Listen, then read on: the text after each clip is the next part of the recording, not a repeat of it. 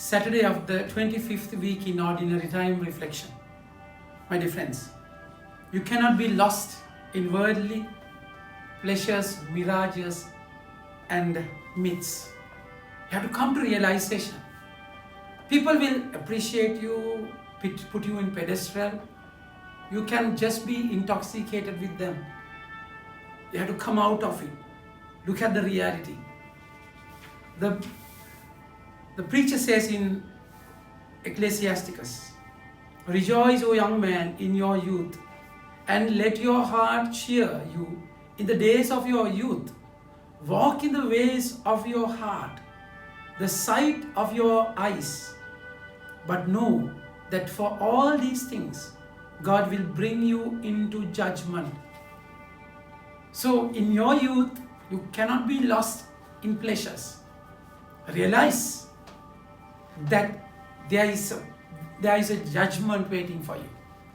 So this realization comes with vanity in life, and also realization comes in the useless things that you hold on to someone sometimes, and they betray you, let you down, and throw you away. Then you realize how vain I was, vanity of life.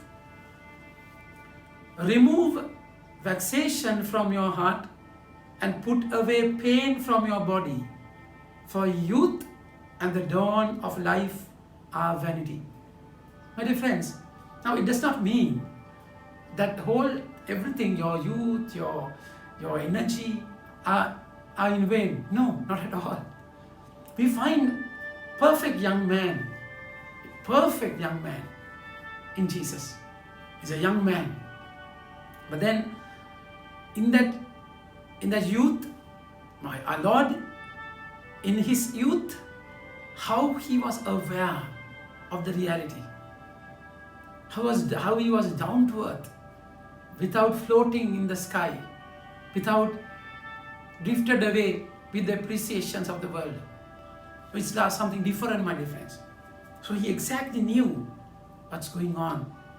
So that's why at that time, while they were all marveling at everything Jesus was doing, so people will appreciate you. Of course, when you are in the top, they will appreciate you. When you're bottom, they will look down and throw you over you and despise you. So that's the nature of human life. But understand this, my dear friends. Jesus said to his disciples, "Let these words sink into your ears." The proper translation of the word, sink into your ears. Take it very seriously. It should be buried in your heart, very bottom of yourself. So this is important. So my dear friends, that's exactly why we should want to have this awareness all the time. While the world will appreciate you, put you on the pedestal, and raise you, alleviate you, you have to remember the truth of the life, the reality of things. And the preacher says, "Remember also your Creator in the days of your youth, before the evil days come and years draw near, of which you will say, I have no pleasure in them." So it's until the circumstances attack you. You don't have to wait. You don't have to wait until they attack you and make you realize. Until that prodigal son eat from the piggery, he realized. You don't have to wait until then. But now you can be aware of the reality of things. That I belong to God. One day I'm accountable to Him. Before the sun and the light, the moon and the stars are darkened. The clouds return after the rain. The days when the keepers of the house tremble, the strong men are bent, and the grinders cease because they are few, and those who look through the windows are dimmed, and the doors on the street are shut, when the sound of the grinding is low, and none rises up at the sound of bird, and all the daughters of song are brought low. They are afraid of also of what is high, and terror are in their way. So this reality is waiting in your life. This reality is waiting. That's exactly why Jesus is aware of the reason why he came here all the time. The moment you lose the reason for your living, then you will drifted away, taken away. You will blow away. That's terrible. So that's why now when people appreciate him, when they can have a puffed up feeling, inflated minds, That's exactly, they wanted a political kind of a leader. And they all think now, come on, we have left our boats, left our tables, left our kith and kin, homes and everything, families, and now this is the time that we are going to get. No, not at all. Not at all. So that Jesus is making sure, the Lord is making sure that they would realize the reason for his coming, reason for their discipleship. There's no other way than the cross. Of course, with time, they will have to realize it. So the Son of Man is about to be delivered into the hands of men. They didn't understand it. Because they are so lost. They're so lost. So that's exactly why Jesus wanted them to make sure that I have come to serve, not to be served. Not to live but to die. And they are afraid. The almond tree blossoms, the grasshopper drags itself along, and desire fails, because man is going to his eternal home.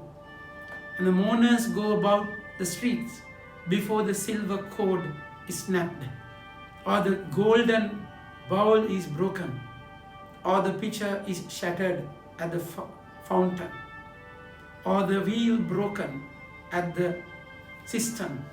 The dust returns to the earth as it was. The spirit returns to God who gave it. Vanity of vanities, says the preacher, all his vanity.